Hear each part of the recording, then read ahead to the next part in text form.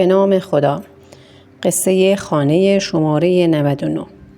در یکی از کوچه‌های قدیمی خانه‌ای بود با در چوبی بزرگ، پنجره‌های مشبک و حیاطی پر از درخت‌های خشکیده. مردم بهش میگفتند خانه شماره 99.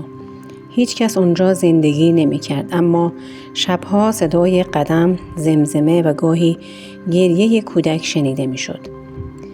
در یکی از سالها مردی به نام رضاقلی میرزا که کتابدار مدرسه دارالفنون بود، دفتر خاطراتی داشت که بعدها به دست نوش مجید افتاد.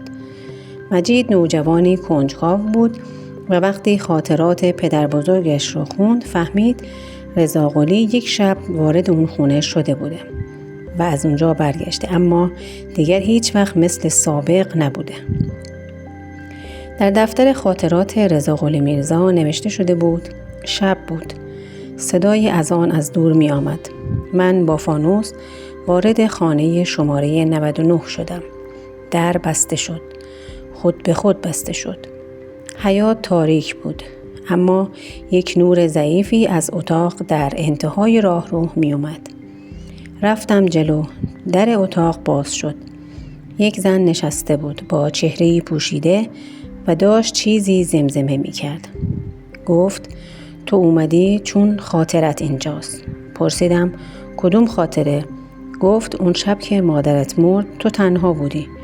اینجا پناه آوردی ولی فراموش کردی. ناگهان دیوارها شروع به لرزیدن کردن.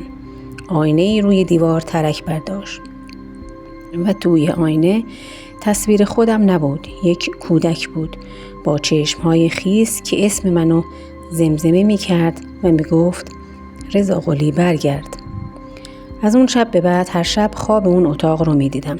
هر شب صدای اون زن رو می شنیدم و هر روز یک خاطره دیگر از ذهن من پاک می شد.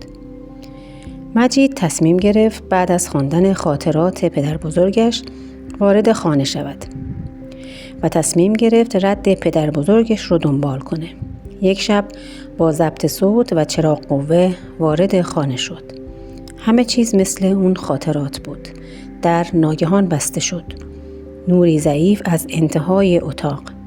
یک زن نشسته بود، اما این بار زن بلند شد و به مجید نزدیک شد و گفت: تو وارث خاطره‌ای هستی که نباید زنده بمونه. مجید خواست فرار کنه، اما پاهاش سنگین شد. صداهایی از دیوارها بلند شد. صدای رضاقلی، صدای مادرش، صدای خودش در کودکی. در داخل آینه دید که خودش نیست. یک مرد مسنی بود با چشمانی خالی. زن گفت: تو هم مثل اون شدی. حالا نوبت توئه که خاطره ها رو نگه داری. صبح اون روز مردم که کنار کوچه رد می شدن دیدن که در خانه شماره 99 بازه و یک دفتر خاطرات روی پله ها بود. روی اون نوشته شده بود: مجید، فراموش نکن.